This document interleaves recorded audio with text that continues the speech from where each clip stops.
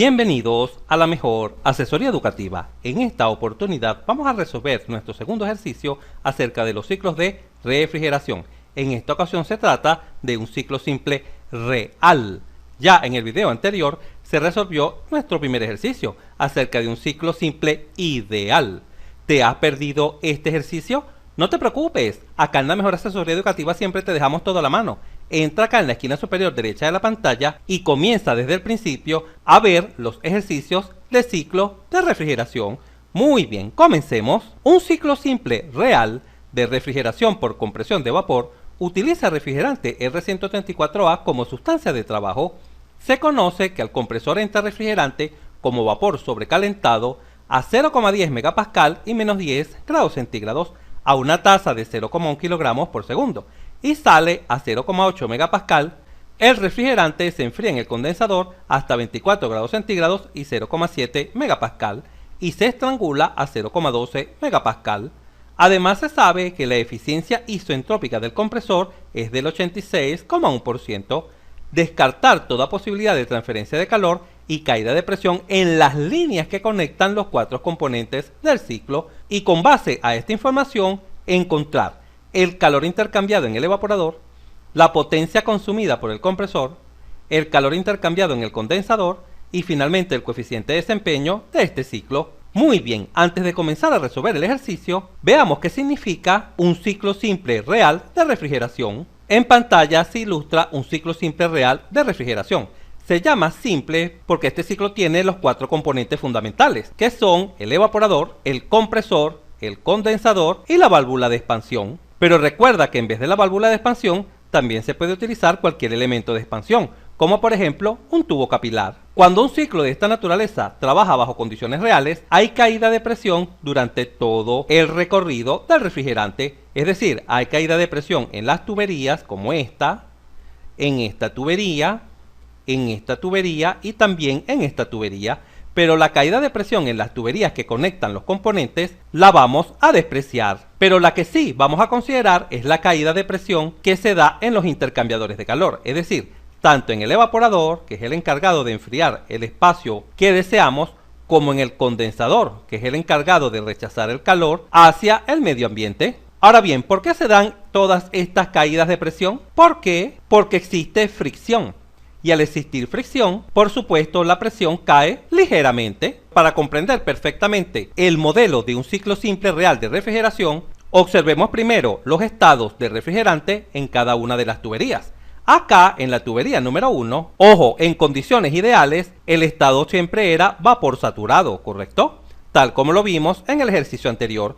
Pero ahora que estamos bajo condiciones reales, acá, justamente acá, a la entrada del compresor o a la salida del evaporador, el estado será el de vapor sobrecalentado, ya que en la realidad es bastante difícil afinar el ciclo de tal forma que acá en 1 siempre el estado sea vapor saturado. Lo que es más fácil de hacer en la realidad es hacer que el mismo salga algo recalentado, solo un poco, para garantizar que cuando entre al compresor se encuentre en estado gaseoso. Recuerda que es indeseable que al compresor entre la sustancia en mezcla y mucho menos, por supuesto, en estado líquido, ya que los compresores siempre trabajan con sustancias en estado gaseoso.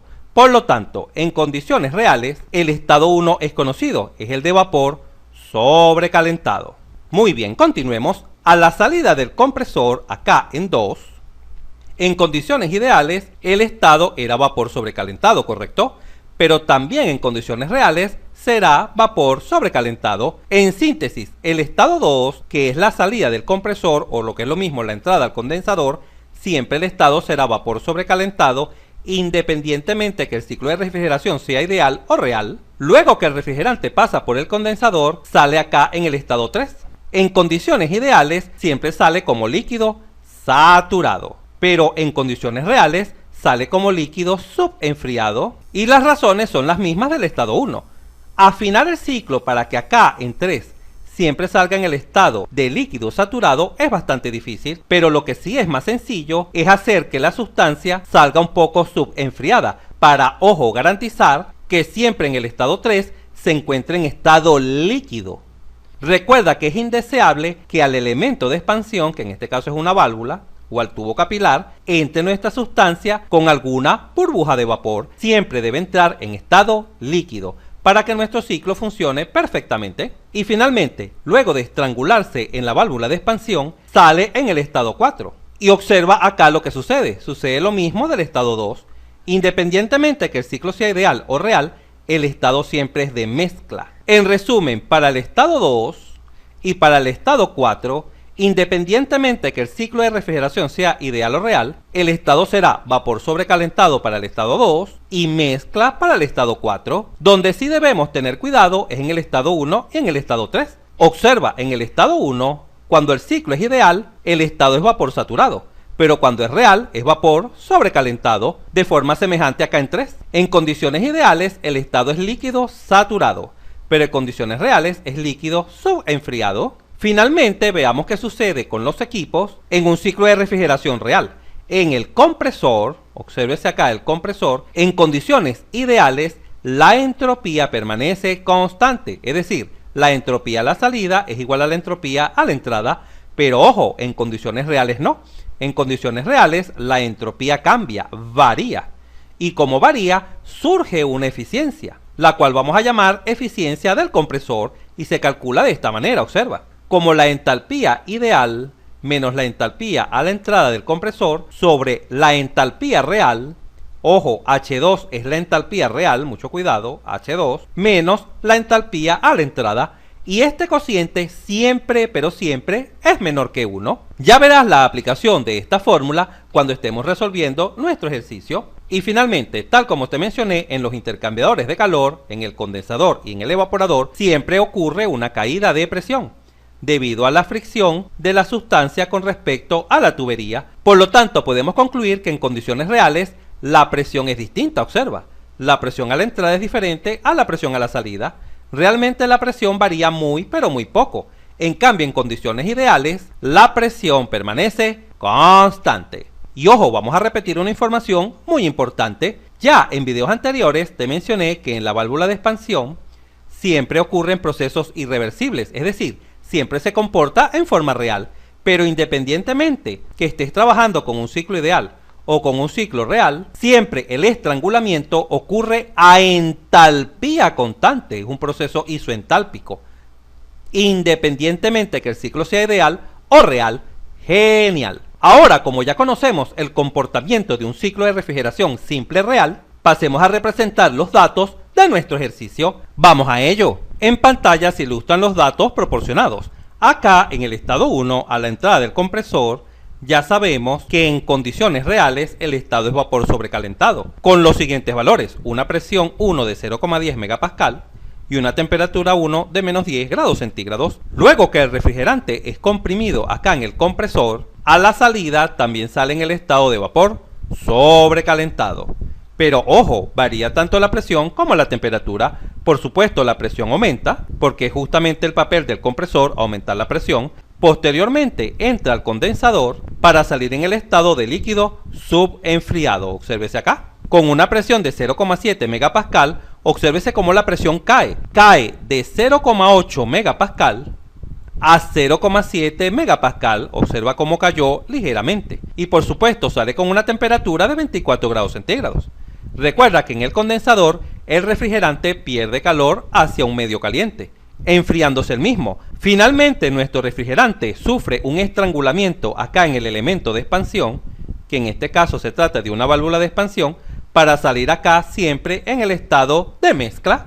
Se conoce que el flujo másico de refrigerante que circula por nuestro ciclo es de 0,1 kilogramos por segundo. Y por supuesto también se conoce la eficiencia de nuestro compresor, la cual vale 86,1%, pero al dividirlo entre 100 toma el valor de 0,861. Ahora bien, ante esta situación vamos a representar el diagrama temperatura-entropía de este ciclo real. Observa cómo se ha dibujado la expansión. La expansión punteada, esta recta vertical, esta que está acá punteada, representa la expansión ideal. Por eso acá se coloca 2S, indicando que esta expansión ideal ocurre a entropía constante, pero en la realidad la entropía se incrementa un poco. Obsérvese esta diferencia horizontal. La entropía aumenta un poco. Acá tenemos una entropía 1 y como la expansión ocurre a la derecha, aproximadamente por acá se encontrará la entropía 2. La entropía 2 es mayor que la entropía 1, porque por supuesto la sustancia se ha calentado. Obsérvese que el punto real lo vamos a llamar simplemente 2 y está ubicado acá. Este es el punto 2 real, mientras que el punto 1 real se ha ubicado acá, obsérvese, en el estado de vapor sobrecalentado.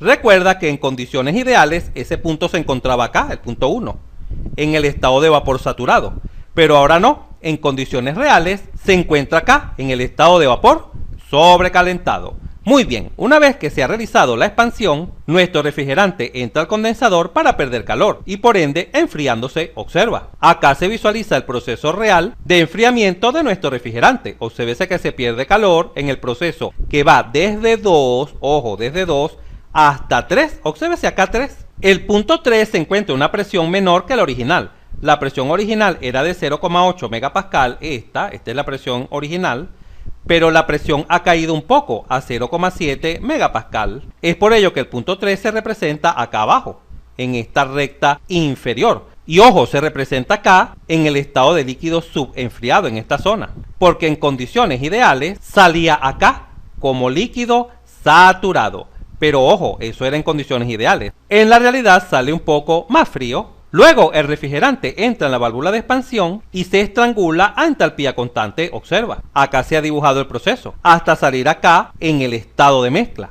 Y ojo, pon mucha pero mucha atención, el punto 4 no se encuentra sobre la recta azul, no. ¿Por qué? Por lo siguiente, porque cuando el refrigerante entra al evaporador sufre una caída de presión. Observa, visualiza que esta línea está inclinada hacia abajo, ya que en la realidad existe una ligera caída de presión. Y listo, esta es la representación del diagrama temperatura-entropía de un ciclo simple real de refrigeración. Muy bien, comencemos a resolver nuestro ejercicio. En la parte izquierda de la pantalla se ha dejado en miniatura tanto la representación del ciclo real como la representación del diagrama temperatura-entropía, de tal forma que cuando resolvamos nuestro ejercicio siempre tengamos presente cuál es el estado de nuestra sustancia. Muy bien, ¿cuál es nuestro primer paso para resolver este tipo de ciclos de refrigeración? El primer paso es calcular todas y cada una de las entalpías, y esto lo hacemos con este procedimiento. Conociendo el estado de nuestra sustancia, nos vamos a dirigir a la tabla correspondiente y vamos a tomar nota de las entalpías. Comencemos con el cálculo de la entalpía en el estado 1. Sabemos que el estado 1 es vapor sobrecalentado, obsérvese acá. Se visualiza tanto en la representación del ejercicio como en el diagrama temperatura-entropía. El estado es vapor sobrecalentado. Por lo tanto, necesitamos dos propiedades y ya las conocemos.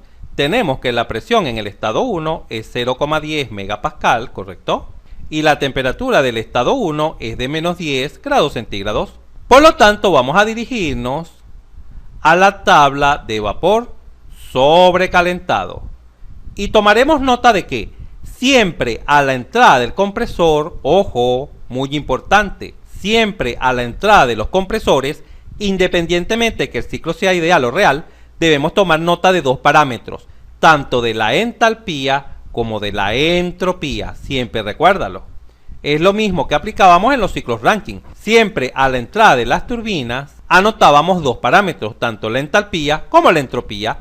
Pues lo mismo aplica a la entrada de los compresores. Vamos a dirigirnos a la tabla de vapor sobrecalentado con estos dos valores. Observa, en pantalla se visualiza la tabla del refrigerante 134A sobrecalentado. Ubicamos la presión de 0,10 megapascal, la cual he destacado en verde, y ubicamos la fila que representa la temperatura de menos 10 grados centígrados y vamos a tomar nota de estos dos parámetros, tanto de la entalpía como de la entropía. En este caso la entalpía vale 247,49 kJ sobre kilogramos y la entropía vale 1,003 kJ sobre kilogramos Kelvin. Tomemos nota de este par de valores en pizarra. Muy bien, la entalpía 1 vale 247,49 kJ sobre kilogramos, mientras que la entropía 1 vale 1,003 kJ sobre kilogramos Kelvin. Y listo, ya conocemos la entalpía del estado 1. Avancemos ahora al cálculo de la entalpía real en el estado 2. Me refiero a esta entalpía, observa, el diagrama temperatura-entropía, a esta entalpía real, la entalpía del estado 2. ¿Cómo la podemos calcular? Para obtenerla debemos apoyarnos en la fórmula de la eficiencia del compresor. Observa, la eficiencia del compresor siempre es igual a la entalpía ideal a la salida, H2S, a esta entalpía, obsérvala acá, esta que está acá, la ideal, menos la entalpía a la entrada del compresor, H1, que por supuesto ya la conocemos, ya la leímos en el paso inmediato anterior, y todo esto sobre la entalpía real, que es la que deseamos obtener, menos la entalpía a la entrada del compresor. Pero por supuesto, esta eficiencia es dato del ejercicio. La misma vale 0,861. Y ojo, cuidado, la eficiencia viene en porcentajes, 86,1%. Pero a la hora de utilizarla en las ecuaciones, siempre se debe dividir entre 100. Mucho cuidado con ese detalle. Ahora, de esta sencilla ecuación, esta que está acá, vamos a proceder a despejar H2. ¿Cómo podemos despejar H2? Realizando los siguientes pasos básicos aritméticos. Observa, por un lado tenemos H2S menos H1 igual a la eficiencia del compresor que multiplica a todo este término. El denominador, esta resta, pasa a multiplicar a la derecha, así. H2 menos H1. Pero como queremos despejar H2, este factor que es la eficiencia que está acá multiplicando, pasa a la izquierda a dividir, obteniendo lo siguiente. H2 menos H1 es igual a H2S menos H1 sobre el factor 0,861 pasa a dividir. Muy bien, de donde finalmente la entalpía 2 real no será más que este término que está negativo pasa a la derecha positivo como H1 más todo este término. Y listo, ya hemos despejado H2, la entalpía real. Vamos a abrir un poco más de espacio en pizarra para continuar trabajando. Al examinar nuestro despeje, caemos en la cuenta que H1 es conocido. Ya lo obtuvimos del estado 1, ¿correcto? La entalpía 1. Por supuesto, la eficiencia también es conocida. ¿Pero qué es lo que no conocemos de este despeje? Muy bien, no conocemos la entalpía ideal. Por lo tanto, debemos trabajar en el cálculo de la entalpía H2S, de la entalpía ideal. La entalpía de este punto, obsérvalo acá en el diagrama temperatura-entropía, de este punto que está acá. ¿Cuánto vale la entalpía si la compresión hubiese sucedido en forma ideal, es decir, a entropía constante? Pues el procedimiento a seguir para obtener la entalpía ideal H2S es la siguiente. Se toma la presión del estado 2, la cual es conocida, 0,8 megapascal, y se toma que la entropía 2 es igual a la entropía 1, porque justamente H2S se refiere a las condiciones ideales, cuando la entropía permanece constante. Y por supuesto la entropía 1 es conocida, esta vale 1,003. Ya la anotamos cuando calculamos los parámetros del estado 1. Y luego con estos dos valores te vas a dirigir a la tabla de vapor sobrecalentado y por lo general en el 99% de los casos deberás interpolar. ¿No recuerdas cómo interpolar? No te preocupes, acá en la Mejor Asesoría Educativa te comprendemos y siempre te dejamos toda la mano. Entra acá en la esquina superior derecha de la pantalla y domina hoy mismo cualquier proceso de interpolación. Y luego de interpolar en la tabla de vapor sobrecalentado podrás obtener H2 ideal, H2S. Vamos a observar el procedimiento en la tabla. En la tabla de vapor sobrecalentado para el refrigerante R134A vamos a ubicar la presión de 0,8 megapascal. Obsérvala acá, acá tenemos la presión de 0,8 megapascal. Luego, en la columna de entropía, tratas de ubicar la entropía conocida, que vale 1,003, prácticamente 1. Y caerás en la cuenta que este valor no se encuentra. Pero lo que sí puedes concluir es que la entropía conocida se encontrará entre 0,9802 y 1,011. Por lo tanto, debemos interpolar entre estos dos valores. Así, 1,003 es la entropía conocida, que repito, se encuentra entre 0,9802 y 1,011. Por lo tanto, debes interpolar con estos valores, estos que están acá. Para una entropía de 0,9802, la entalpía vale 286,69. Y para una entropía de 1,011, la entalpía vale 296,81. ¿Cuánto vale la entalpía acá?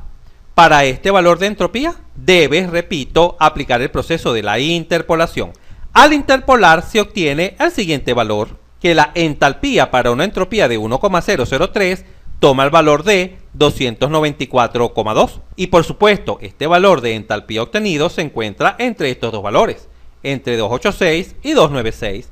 Vamos a tomar nota de esta entalpía, ojo, ideal. Vamos a tomar nota en pizarra. La entalpía ideal toma el valor de 294,2 kilojoule sobre kilogramos. Por supuesto, después de haber aplicado la interpolación.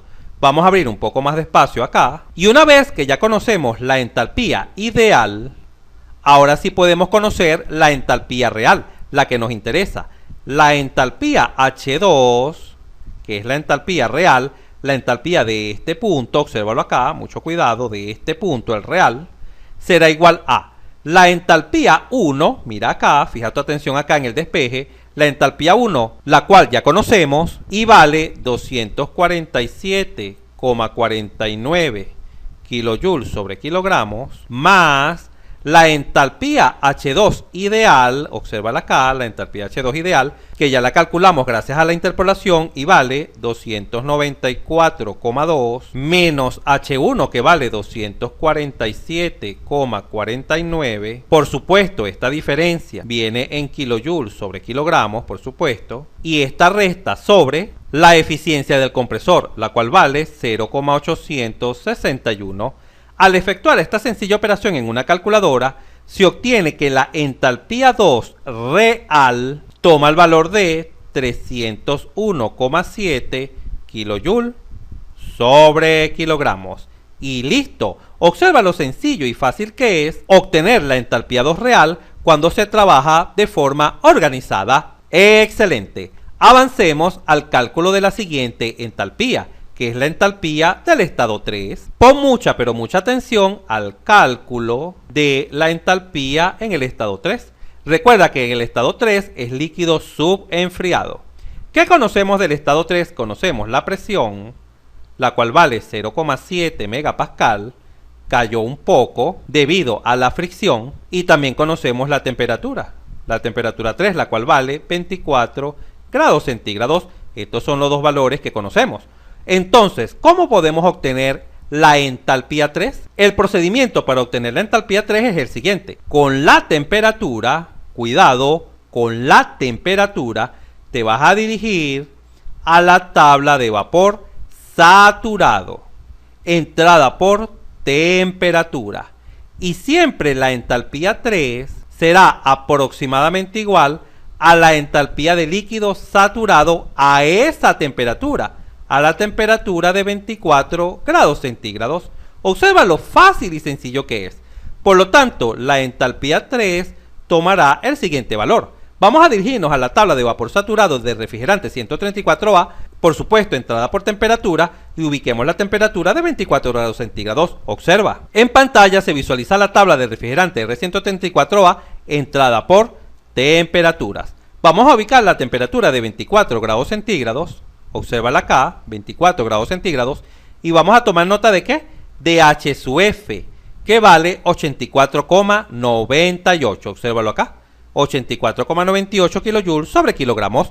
Vamos a tomar nota de este valor, 84,98 kilojoules sobre kilogramos. Y listo, de esta manera hemos obtenido la entalpía 3. Y finalicemos el cálculo de las entalpías con la más fácil de obtener, que es el cálculo de la entalpía a la salida de la válvula de expansión. ¿Y por qué esta entalpía es fácil de obtener? Porque recuerda que en la válvula de expansión, acá, siempre el proceso ocurre a entalpía constante. Es decir, la entalpía 4 siempre, pero siempre será igual a la entalpía 3, a la entrada de la válvula de expansión. Y por supuesto, ya conocemos su valor. Vale 84,98 kilojoules sobre kilogramos. Y listo, así hemos obtenido las 4 entalpías de nuestro ciclo simple real de refrigeración. Y una vez que son conocidas todas las entalpías, podemos comenzar a dar respuesta a nuestro ejercicio que se solicita en el ítem A. En el ítem A se solicita el flujo de calor que absorbe el evaporador de este ciclo. ¿Y cómo podemos calcularlo? Muy fácil, multiplicando el flujo másico de nuestro refrigerante, el cual es conocido, por... Fija tu atención en el evaporador. Siempre vas a restar la entalpía a la salida, que es la entalpía 1, menos la entalpía a la entrada, que es la entalpía 4. Siempre lo vas a calcular de esta manera. Así, al sustituir, el flujo másico de refrigerante vale 0,1 kilogramos por segundo. El valor de las entalpías se visualizan en la parte superior. H1 vale 247,49, mientras que H4 vale 84,98. Por supuesto, estas entalpías vienen en kilojoule sobre kilogramos. Al examinar las unidades, caemos en la cuenta que kilogramo cancela con kilogramo. Por lo tanto, el resultado vendrá en kilojoule sobre segundo. Pero recuerda que joule sobre segundo es vatio. Por lo tanto, el resultado vendrá en kilovatio. Al efectuar esta sencilla operación en una calculadora, se obtiene que el flujo de calor que es capaz de absorber nuestro evaporador toma un valor aproximado de 16,25 kilovatios. Perfecto. En el apartado B se solicita la potencia que consume nuestro compresor. ¿Cómo podemos calcular esta potencia? Muy fácil, multiplicando el flujo másico del refrigerante que circula por el ciclo por el siguiente factor. Siempre vas a restar la entalpía a la salida del compresor con la entalpía a la entrada del compresor. Siempre. Así, al sustituir se tiene. ¿Cuánto vale el flujo másico de refrigerante? 0,1 kilogramos por segundo. Por, ¿cuánto vale la entalpía en el estado 2? La entalpía real vale 301,7 kilojoules sobre kilogramos, menos la entalpía a la entrada del compresor, la cual vale 247,49 kilojoules sobre kilogramos. Vamos a colocarlo acá. Esta diferencia viene en kilojoules sobre kilogramos. Al examinar las unidades, caemos en la cuenta que kilogramo cancela con kilogramo, quedando también en kilovatios, joule por segundo, que es vatio. Así, al efectuar esta sencilla operación, se obtiene que la potencia que consume nuestro compresor toma un valor aproximado de 5,42 kilovatios. Luego, en el ítem C, se solicita el flujo de calor rechazado. ¿Cómo podemos calcular este flujo de calor rechazado? Bueno, te recuerdo que existen dos formas. Vamos a colocar acá las dos formas para que apliques la que se te haga más fácil o más sencilla. Por un lado, puedes aplicar la primera ley al ciclo, la primera ley de la termodinámica. Recuerda que la primera ley nos dice que la energía que entra debe ser igual a la energía que sale. Por lo tanto, fija tu atención en el ciclo. ¿Cuál es la energía que entra? Bueno, está entrando Q sub F acá en el condensador, obsérvalo, Q sub F. Y también está entrando la potencia al compresor. Tanto la potencia al compresor como Q sub F están entrando al ciclo. Y vamos a escribirlo. La energía que entra es Q sub F, el flujo de calor Q sub F, más la potencia del compresor. ¿Y cuál es la energía que sale? Bueno, lo único que sale es este calor. El calor en el condensador, vamos a anotarlo. La energía que sale es el flujo de calor en el condensador. Y listo, con esta primera ley puedes conocer el flujo de calor que es rechazado en el condensador. Simplemente debes sumar Q sub F, que ya lo conoces, míralo. Aquí tienes Q sub F con la potencia del compresor. Así de fácil, así de sencillo. Es decir, 16,25 más 5,42. Por supuesto, esta suma viene en kilovatios. Y al efectuar esta sencilla operación, se obtiene que el flujo de calor rechazado es de 21,67 kilovatios. Y listo. Otra forma de calcular el flujo de calor en el condensador es la siguiente. Multiplicando el flujo másico del refrigerante por la entalpía que entra al condensador menos la entalpía que sale del condensador de esta manera. Y por supuesto, esta otra manera te conducirá al mismo resultado. Vamos a verificarlo. El flujo másico de refrigerante es de 0,1 kilogramos por segundo por la entalpía del estado 2 es 301,7 menos la entalpía del estado 3 que vale 84,98. Por supuesto, esto viene en kilojoule sobre kilogramos.